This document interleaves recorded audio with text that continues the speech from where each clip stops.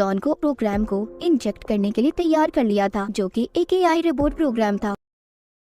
Aliens के दरमियान में एक अकेली इंसान थी, वो इंसानों से बहुत नफरत करती थी। कहानी शुरू हमें एक बंजर प्लेनेट को दिखाते हुए होती है, जहाँ पर कई सालों से जंग हो रही थी। ये लड़ाई दो प्लेनेट्स के दरमियान थी, जिनमें एक टीम यूनाइटेड नेशंस और दूसरी टीम इसी प्लेनेट की, जिसका नाम मैड्रिगल प्लेनेट था। ये जंग हाइड्रोजन को हासिल करने के लिए थी। मैड्रिगल प्लेनेट हाइड्रोजन का एक बहुत बड़ा सोर्स जरिया था, इसीलिए वो मैड्रिगल पर कब्जा करना चाहते थे। मगर मैड्रिगल प्लेनेट के लोग इस जंग को खत्म करना चाहते थे, इसीलिए उनका लीडर अपने एक आदमी को यूएन टीम के पास भेजता है, ताकि वो उनसे बात कर सके, इस जंग को खत्म करवा दे। पर यूएन की टीम लड़ाई खत्म नहीं करती, इसीलिए मैड्रिगल के लोगों को भी पता चल गया था कि वो इन पर दोबारा हमला जरूर करेंगे। इसके बाद कहानी में हमें मैड्रिगल प्लेनेट के लीडर की बेटी को दिखाया जाता है, जिसका नाम क्वान था। वो एक जगह पर हाइड्रोजन को ढूंढ रही थी, तभी वो वहाँ पर एक स्पेसशिप को देखती है, जो कि कन्वेनियंस का था। बात करें कन्वेनियंस की, तो वो एक एलियन फोर्स थी। वहाँ पर वो एक की स्टोन को ढूंढ रहे थे, ये कह लो हेलो में जाने की चाबी। हेलो एक ऐसी जगह थी जहाँ पर जाकर किसी की भी शक्तियाँ ताकतें बढ़ सकती थी, इसीलिए ये एलियंस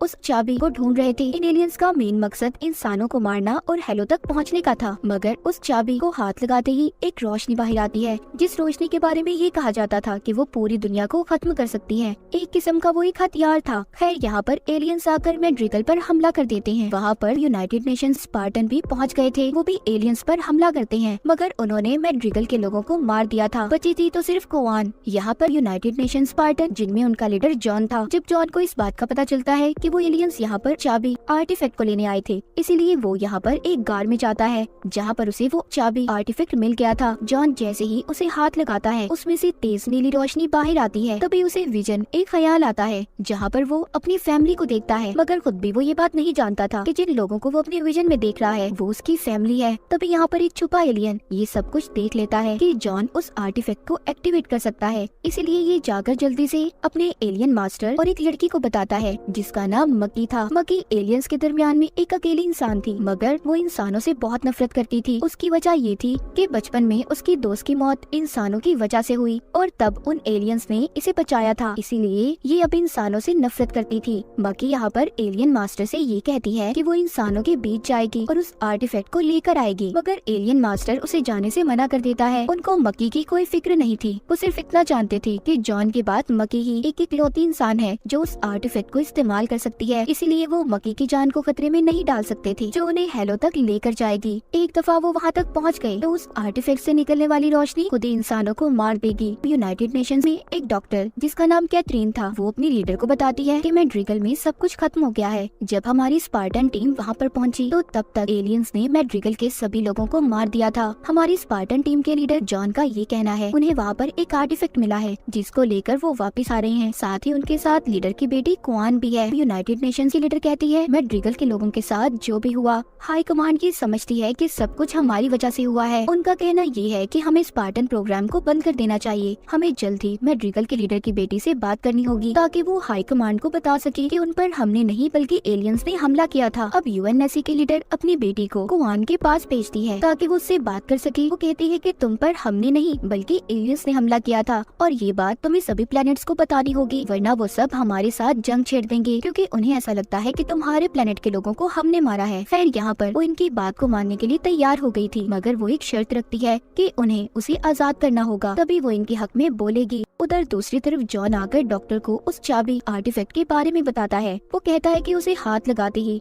मुझे एक विजन आया, जिसमें मैंने एक फैमिली को देखा। डॉक्टर कैथरीन जब जॉन की ये बातें सुनती है तो वो समझ गई थी कि जॉन की यादें वापस आ रही हैं। ऐसा क्यों था, क्या थी जॉन की सच्चाई, ये हमें कहानी में आगे जाकर पता चलेगा। इसीलिए डॉक्टर उसे उस आर्टिफैक्ट से दूर रहने का कहती है। आगे जॉन क्वान के पास जाता है, जहाँ पर वो उसे बताती है कि पहले तुमने मेरी मॉम को भी मारा था और हमारे प्लेनेट के सभी लोगों को भी तुमने खत्म कर दिया। जॉन कहता है नहीं, ऐसा नहीं है, मैंने नहीं मारा किसी को भी। तभी उसे यहाँ पर क्वान को भी मारने का हुक्म मिल गया था, मगर वो ऐसा नहीं करता और वहाँ से चला जाता है। उसने सारे कैमरास को भी बंद कर दिया था। जब यूनाइटेड नेशंस टीम को ये पता चलता है कि जॉन उनकी बात को नहीं मान रहा, तो वो उसे अपने कंट्रोल में करने का कहते हैं, क्योंकि यूनाइटेड नेशंस को ये लग रहा था कि जॉन की यादाश्त अगर वापस आ गई तो वो उनके लिए खतरा बन जाएगा। तो सबसे पहले उनकी लीडर क्वान के शिप का ऑक्सीजन लेवल कम कर देती है। उस शिप में उसके साथ जॉन भी था, ताकि वो वहीं पर मर जाए।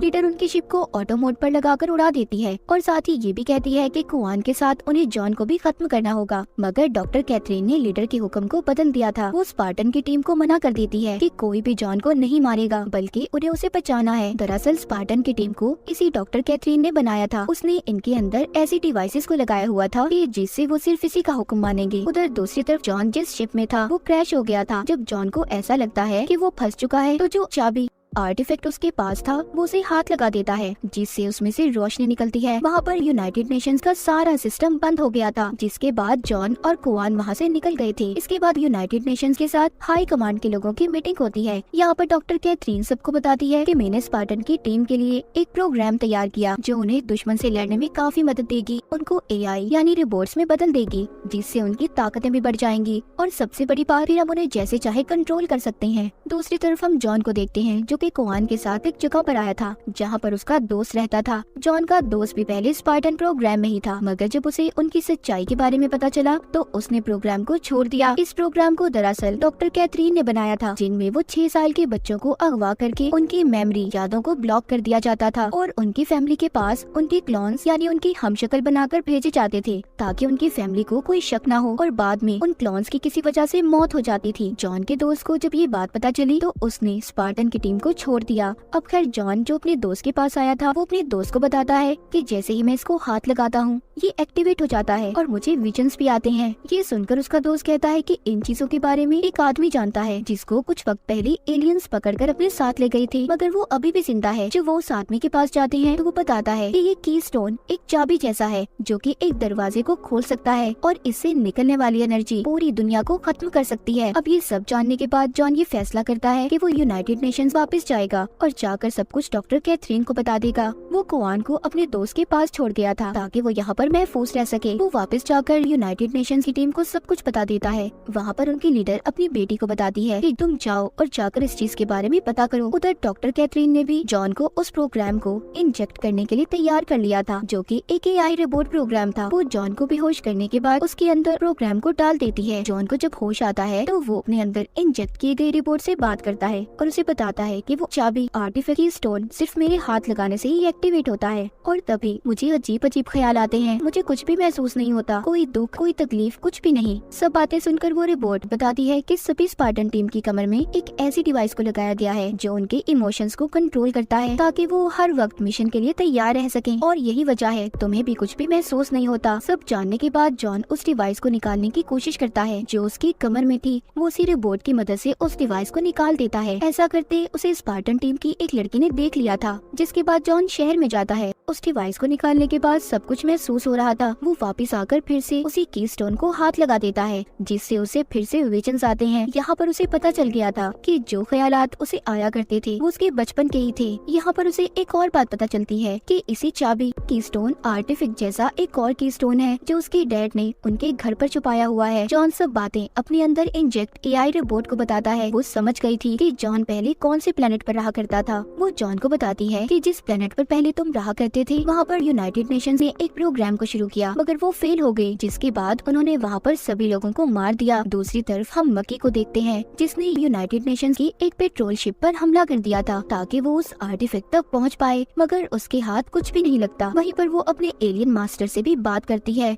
उसकी बात को यूनाइटेड नेशंस के कैप्टन भी सुन रहे थे, मगर उन्हें वो जुबान समझ नहीं आती। यहाँ पर कैप्टन की बेटी मैड्रिगल प्लेनेट के बारे में भी बात करती है। वो बताती है कि वहाँ पर जो नया लीडर है वो मासूम लोगों को मार रहा है। ये सब जब कुआन भी देखती है जो कि जॉन के दोस्त के पास थी तो वो दुखी हो जाती है, क्योंकि वो अपने प्लेनेट को ऐसे बर्बाद होते नहीं देख सकती थी। इसीलिए वो वापस जाने का फैसला करती है। जो वो जॉन के दोस्त से कहती है वो भी मान गया था। अब वो उसे लेकर अपने साथ मैड्रिगल प्लेनेट पर पहुँच गया था। वहाँ पर आते ही कुआन अपनी आंटी से मिलती है और कहती है हमें ऐसे लोगों के खिलाफ लड़ना होगा जो हमारे प्लेनेट पर मासूम लोगों को मार रहे हैं। उसकी आंटी ऐसा करने से साफ मना कर देती है, कहती है बस अब हम और नहीं लड़ सकते, हम अपने लोगों की जान को खतरे में नहीं डाल सकते।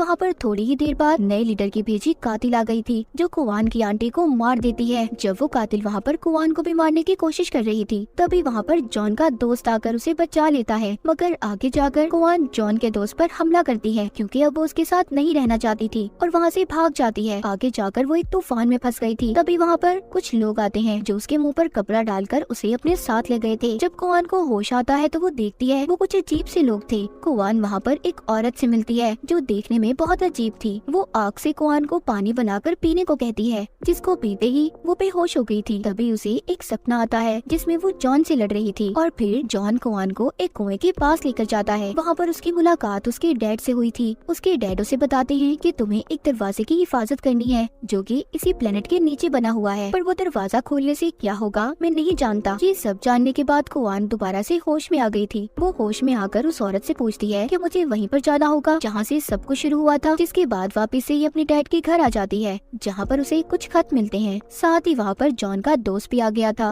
वो कुवान से कहता है, मैं ड्रिगल के नए लीडर के लोग तुम्हें ढूंढ रहे हैं, इसीलिए मैं यहाँ पर तुम्हें बचाने आया हूँ। तभी वहाँ पर लीडर के लोग भी आ गए थे। कुवान और जॉन का दोस्त उन पर हमला करते हैं। जॉन के दोस्त ने कुवान को बचा लिया था। जॉन के दोस्त को जाते हुए कुवान हाइड्रोजन देती है और साथ ही ये भी कहती है कि मैं तुम्हें याद जरूर करूंगी जब भी मुझे तुम्हारी जरूरत होगी। इसके बाद हमें यूनाइटेड नेशंस की टीम को दिखाया जाता है। वहाँ पर कैप्टन की बेटी सभी स्पार्टन टीम का टेस्ट ले रही थी। वो सबको उस आर्टिफैक्ट को छूने का कहती है, मगर किसी के भी हाथ लगाने से वो एक्टिवेट नहीं हो रहा था। उधर दूसरी तरफ डॉक्टर कैथरीन जॉन के साथ उसके प्लेनेट पर आ गई थी, जहाँ पर वो दूसरे कीस्टोन आर्टिफैक्ट को ढूंढ रहे थे, जो जॉन के डैड ने छुपाया था। पर वहाँ पर जाकर उन्हें वो आर्टिफैक्ट तो नहीं मिलता, बस वहाँ जॉन की बचपन की ड्राइंग्स मिलती हैं। वहीं पर जॉन अपने अंदर एआई इंजेक्ट रिपोर्ट से ये कहता है कि मैं अपने बचपन की यादें देखना चाहता हूँ। जब वो रिपोर्ट ऐसा करती है तो जॉन को यहाँ पर अपनी सारी पुरानी यादें याद आ गई थी और साथ ही उसे उस आर्टिफैक्ट का भी पता चल गया था। जॉन को याद आ गया था कि डॉक्टर कैथरीन उसे बचपन से जानती थी, वो उससे मिलने आया करती थी। जॉन अब उस जगह पर जाता है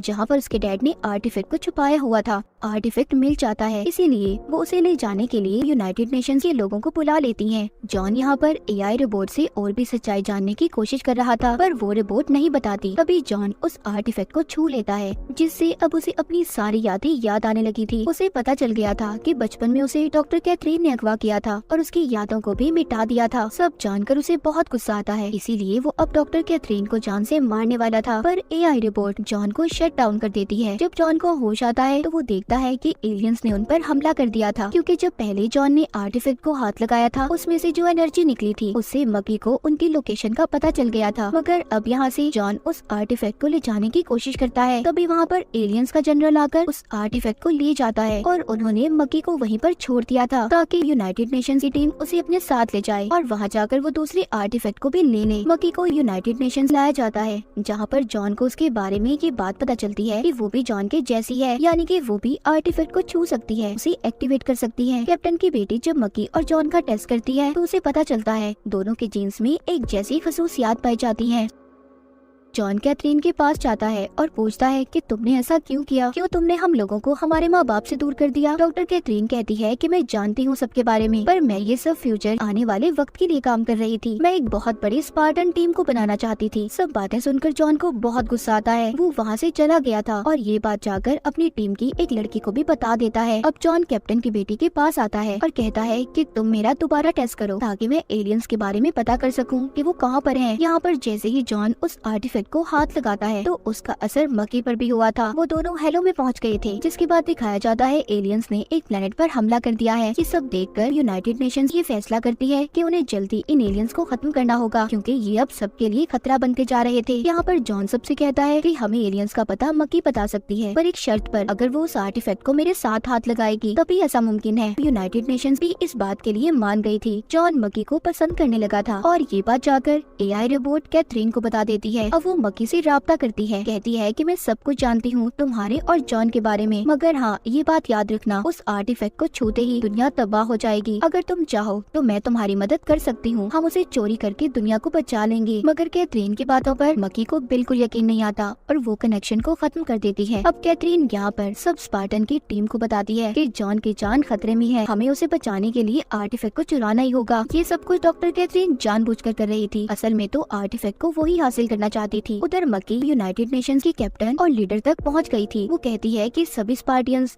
अब आपके दुश्मन बन गए हैं, सब आपके खिलाफ हैं। तभी उधर कैप्टन की बेटी आ जाती है जो मक्की की सच्चाई बता देती है कि ये एलियंस के साथ मिली हुई है। सब जानने के बाद वहाँ पर उन लोगों ने उसे पकड़ लिया था। तभी मक्की को दोबारा से सब पुरानी यादें याद आती हैं कि कैसे इंसानों की वजह से उसकी दोस्त की मौत हुई थी। मक्की गुस्से में आकर आर्टिफैक्ट को छू लेती है जिससे काफी ताकतवर एनर्जी निकलती है। मक्की उस आर्टिफैक्ट को अपने साथ ले गई थी। वहीं पर जॉन को भी यूनाइटेड नेशंस के लोग रोक लेते हैं। अब जॉन और कैप्टन वहाँ पर उन्हें प्रोग्राम की सच्चाई बताते हैं जो कि एक AI रोबोट प्रोग्राम था। डॉक्टर कैथरीन अब फंस चुकी थी, इसीलिए वो वहाँ से भाग जाती है, मगर जल्द ही कैप्टन के लोगों ने उसे पकड़ लिया था। कैथरीन को बताया जाता है कि उसे मौत की सजा सुनाई गई है, मगर कुछ ही देर के बाद कैथरीन को दिल का दौरा पड़ता है और वो मर जाती है। यहाँ पर कैप्टन की बेटी को ये बात समझ आ गई थी कि ये डॉक्टर कैथरीन नहीं बल्कि उसका क्लोन था। असल डॉक्टर कैथरीन अभी भी जिंदा है। जॉन भी अब AI रोबोट के बताए हुए प्लेनेट को ढूंढ रहा था जहाँ पर एलियंस थे। जॉन AI रोबोट से पूछता है, तुम्हें तो कैथरीन ने बनाया था, तो तुम मेरी मदद क्यों कर रही हो? वो कहती है, मुझे कंट्रोल करने के लिए नहीं बल्कि सीखने के लिए बनाया गया है। मैं किसी भी गलत काम में गलत इंसान का साथ नहीं दे सकती। उधर दूसरी तरफ मक्की को दिखाया जाता है जो आर्टिफैक्ट को लेकर एलियन मास्टर के पास आ गई थी। एलियन मास्टर उसे वहाँ पर आर्टिफैक्ट को एक्टिवेट करने का कहते हैं। वो एलियन अपने साथी से कहता है कि जब इस आर्टिफैक्ट से हेलो का दरवाजा खुल जाएगा तो आर्टिफैक्ट से निकलने वाली एनर्जी बाहर आएगी जिससे खुद ब खुद मक्की और बाकी के इंसान मारे जाएंगे। जब मक्की ये सब कर रही थी तभी जॉन अपने साथियों के साथ एलियन के प्लैनेट्स पर पहुंच गया था। वहाँ पर पहुंचकर वो सभी एलियंस को मार देता है, मगर एक एलियन जो जॉन को बुरी तरह मार रहा था, मक्की जॉन को बचाने के लिए उस आर्टिफैक्ट को एक्टिवेट कर देती है जिससे दोनों हेलो में पहुंच गए थे। एलियन मास्टर को ऐसा लग रहा था कि वहाँ पर जाकर मक्की ने एक खुफिया दरवाजे को खोल दिया है जहाँ पर हम डायरेक्ट गॉड से बात कर सकते हैं। वो एलियन कहता है कि हम वहाँ पर मक्की के जरिए जाएंगे और गॉड की जगह ले सकते हैं। उधर हेलो में जॉन मक्की के साथ था। मक्की कहती है कि हम वापस नहीं जाएंगे, मगर जॉन की एक साथी उन्हें वापस लाने के लिए मक्की पर गोली चला देती है जिससे दोनों हेलो से निकलकर असल दुनिया में वापस आ गए थे। जॉन को यहाँ से आर्टिफैक्ट के साथ साथ अपने साथियों की भी जान को बचाना था, मगर यहाँ पर एलियन दोबारा से जॉन पर हमला करते हैं जिससे वो बेहोश हो गया था। अब यहाँ पर कैथरीन की बनाई AI रोबोट जॉन की जान बचाने के लिए उसके अंदर पूरा कंट्रोल पा लेती है जिसने सभी एलियंस को खत्म कर दिया था और उसने उस आर्टिफैक्ट को भी बचा लिया था, साथ ही जॉन की जान को भी। इसके बाद हम डॉक्टर कैथरीन को देखते हैं जो अभी भी जिंदा थी। वो अपनी डायरी में ये लिख रही थी कि इंसान आने वाले खतरे के लिए तैयार नहीं है, जिसके लिए उन्हें हमें तैयार करना होगा। जिसके बाद जॉन को दिखाया जाता है, उससे उसकी टीम की लड़की बात करने की कोशिश करती है और इसी को दिखाते हुए सीजन 1 यहीं पर खत्म हो जाता है।